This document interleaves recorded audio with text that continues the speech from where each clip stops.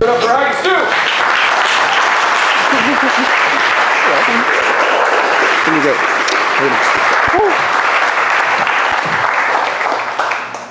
I'm just going to blame pregnancy hormones from the beginning. Say it again, I can't hear you. Oh, why?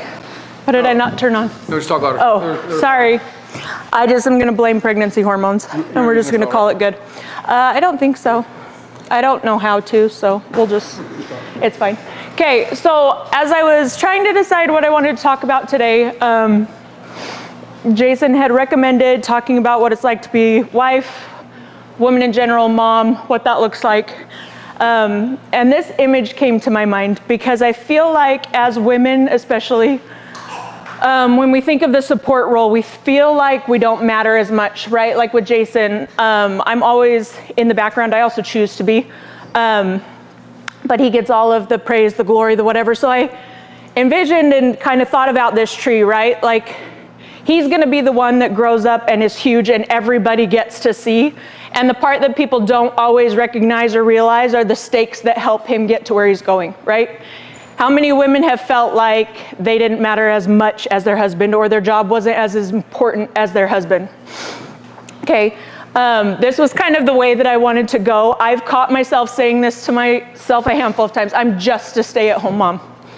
Okay, how defeating is that comment when you hear it out loud? Why do we add the just? As women, why do we shoot ourselves in the foot from the get-go when we explain what we do? If I gave you a list of the crap that I do and I deal with, like, was it 2 days ago, I caught my 4-year-old putting thumbtacks in my 6-year-old's bed, like 100 of them. Okay, you can't put that on a resume like, hey, I saved my 6-year-old from getting stabbed to death at night. Like, I do a lot of things though, okay? So what does support look like? Throw out some ideas. I want to hear it from the man's side and the woman's side, because I think they're very similar, although we think they might be different. So when you hear the word support, what do you think of, or what does that look like for you? Some ideas. In a safe space. Safe space, okay? Do you guys get to go do your job if your wife isn't supportive? If you have kids, if you don't have somebody at home helping hold down the fort, do you get to go out and do your job? No. Is it easy? Have you ever had to take your kids with you? I have days where I've lost my crap and Jason gets to take our kids. He is not as effective, I promise you. I promise you. We come to this office, there's like bouncy balls and markers everywhere, okay? It's his favorite. Okay, what else? Jason, what does it look like to be supported? You support me, support you. Either way. You're just like asking what you're working on and how I can help you accomplish X. Okay, as just a stay-at-home mom, can you show what I do on graphs? Are there reports? Are there dollar amounts attached to what I do? Are there, what are all the fancy words? KPIs. Thank you. You know, there's no progress report, right? Nobody can graph what I do and say, look, my business is growing. I can understand the process and the progress that I'm making as a mom by compliments I receive from people. That's literally how I've started to decide if I'm doing good or not, if I'm raising assholes or not. When I send my kids to school, am I getting, hey, you need to come meet with your kid? Or am I getting, hey, your kid was awesome today, right? Okay, and what else did I say? Oh yeah, what does the relationship look like when we don't feel supported? Okay, so these 2 words that I put at the bottom have strongly affected my marriage. Can any good happen when you're bitter or you're resentful? What starts happening when you become resentful? Stop talking. Yes. What else? Shut down. Yeah. Yep. Cold shoulder. Avoidance. Roommate phase. Avoidance. Okay. Does any good happen then? No. And it takes somebody softening a little bit, right? Bitterness, I promise you, will kill your marriage. And when Jason talks about having these hard conversations, it becomes easier over time, but they will be hard and frustrating, and you will question why you're doing it for a very long time. I'd say probably 1.5 years of having uncomfortable, frustrating conversations before it got to a point where we could sit and start with, we're on the same team, let's attack this problem together. And it really does come down to wanting to feel supported and seen as a spouse, okay? So this next one, marriage. Safety and trust are the most important foundation to maintain a healthy relationship. Okay, and I love this bottom quote. And it's from this book, if you guys are readers, it's called Good Boundaries and Goodbyes. In God's design for marriage, being married should never lead to less safety, less sanity, or less strengthening for the individuals in that relationship. We hit a point where I felt all those things. I was losing my mind. And in the back of my head, I kept saying, I'm not gonna quit on this. I don't wanna give up. My kids don't deserve it. I don't deserve it. But at what point is it no longer sustainable? Okay, I think my next slide, I'm gonna jump ahead. Yeah, what is a unsustainable relationship? What does that look like? How long can you go on in giving each other the silent treatment? How long can you go on being so frustrated and feeling so toxic in your home that now everybody is mad and your kids are feeling it? How long does that last? Okay, there's a difference between occasional slip-ups, right? We all make mistakes, and patterns. Does your spouse have patterns that they need to change, that they are not either willing to, won't, whatever, okay? And then establishing breaking points. This was one that was a really profound moment for me in our marriage. Establishing a breaking point. I had reached this point where our relationship was no longer sustainable. I was getting short with my kids. I wasn't showing up as the mom I wanted to be. I was not the person that I wanted to be. I felt like a shell of a human. And it wasn't any major thing. It was slow things over time that we didn't address, where resentment and bitterness had built up. And I finally reached my breaking point. I had been going to therapy, and I just told him, I was like, you have to go.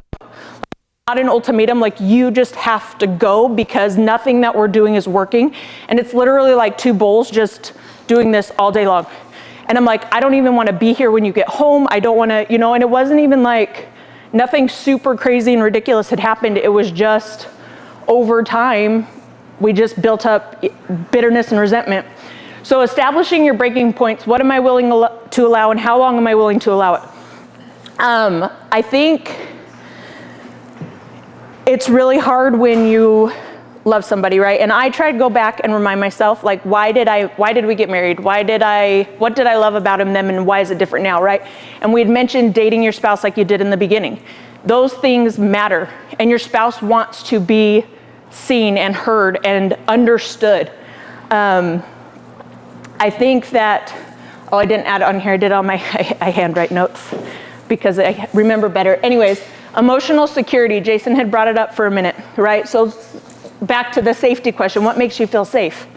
I feel safe when I feel emotionally seen and understood, okay? And that doesn't mean that all the problems go away. That doesn't mean that we're not still struggling or have things to face, but when he takes the time to see and understand what I'm going through and not belittle, not brush it off, not my job's way harder than yours, you have no idea what stress I deal with throughout the day, right? Like, I did not start a family with somebody to do it by myself. And I think that in the stress and the chaos of building a business, that happens sometimes where you end up in these two separate roles. But I didn't have kids to parent them by myself. And so that's something that we come back to a lot. And this is one of my favorite quotes. There's a lot of different variations to it, but you can't heal in the same environment that broke you. This one was really hard when we were trying to decide where to go, how to move forward. Were we gonna make it? Did we need to go separate ways? I was going to therapy and this got brought up. And it's like, how do you heal in the same environment with the person that's hurting you? And I think that is nobody can make that choice for you, what that looks like, how you move forward. Nobody can make that for you. And I hope that none of you get to that point. But if you are there, I hope that you can take time for you. Sorry, I laugh because I don't want to.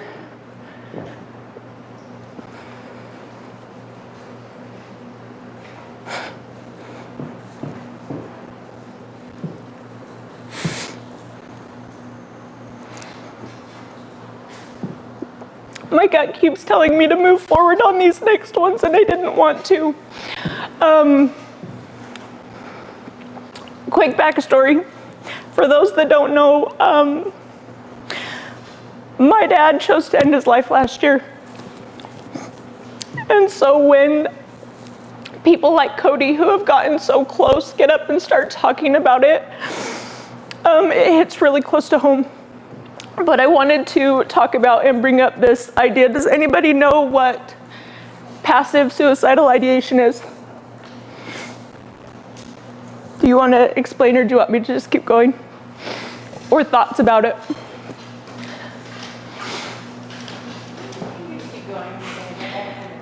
Okay, so I don't want anybody to raise their hand, but I'd like you to think for a second.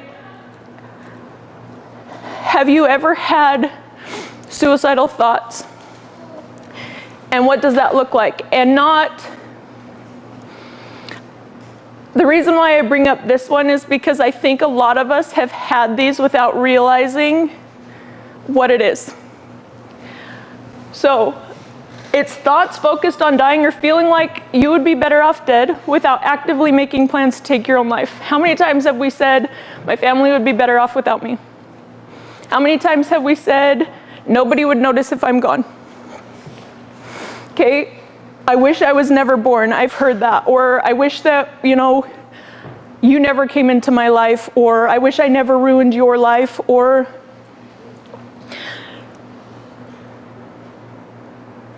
I hope you guys understand how detrimental even those comments can be to somebody that sees you as their whole world.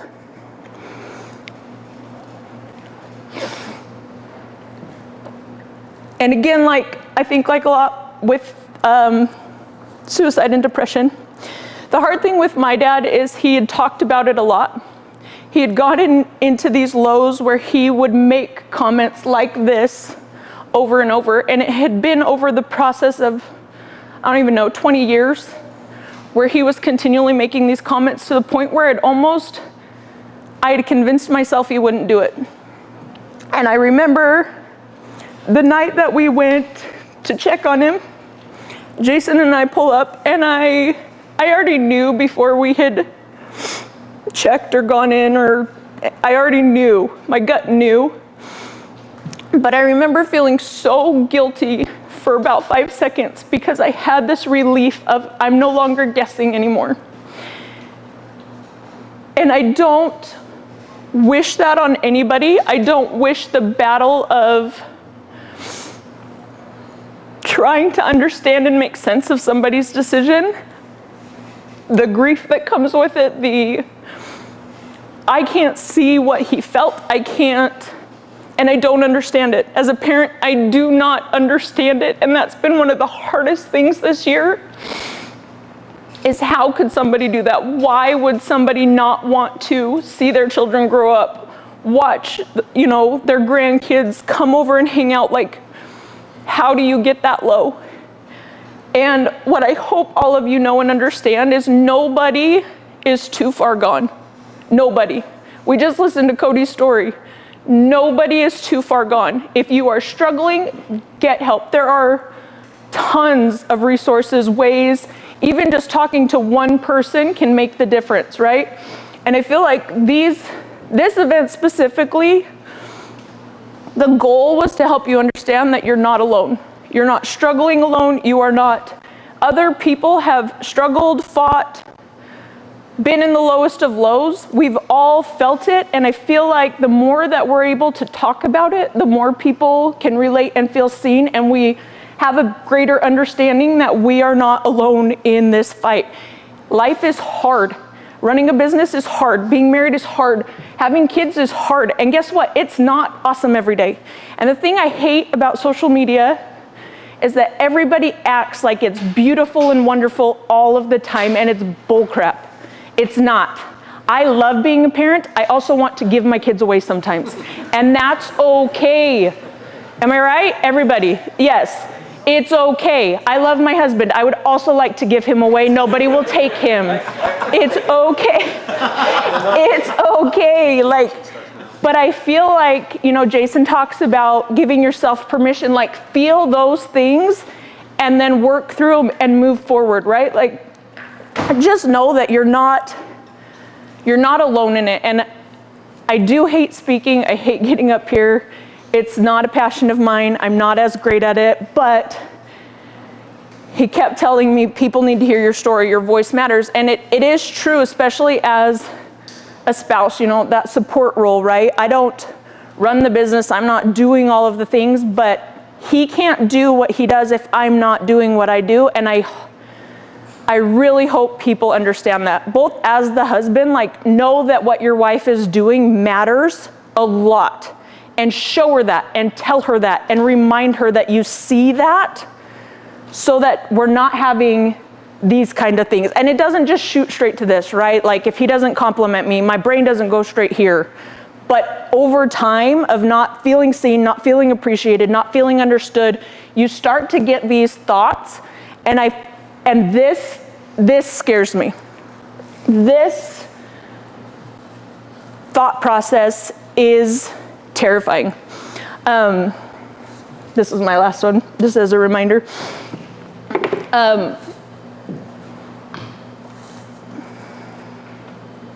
This is why I hate talking, because I'm really awkward, because I don't know how to wear the things and do the things. I know that everybody that is here has a purpose.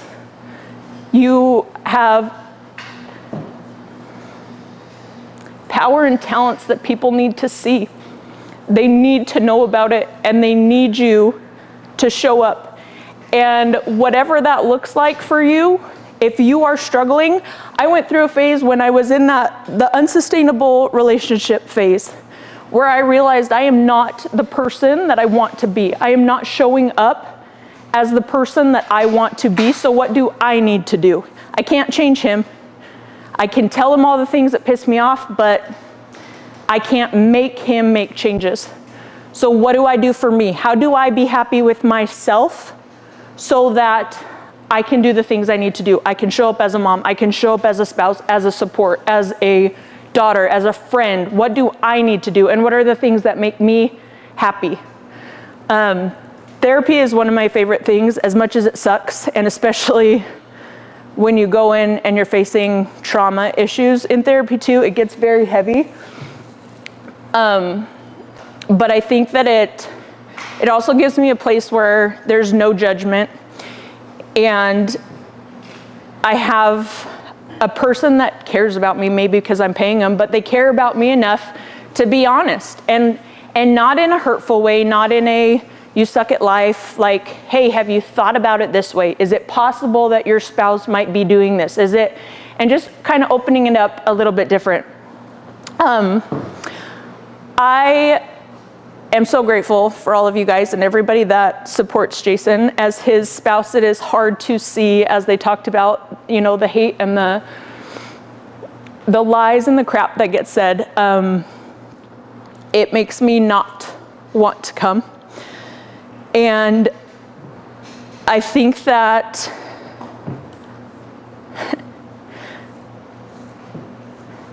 I hate when you say it, your voice matters, and it does. It does. So I hope that nobody walks out of here feeling defeated or overwhelmed. I hope you walk out feeling seen and understood, and know that you are not alone, and that there are people who have been through similar, and we see you. And truthfully, like, if you guys ever need anything, call, show up, text, email, Facebook. I don't have Facebook, but Instagram, whatever. You guys matter, and you are enough. And I am done, but if there's any questions, comments, anybody have anything they'd like to share? Who has questions for Heidi? Thank you for letting me bawl my eyes out and be vulnerable. Once again, I'm gonna blame it on the pregnancy. No. Okay. Thank you guys so much.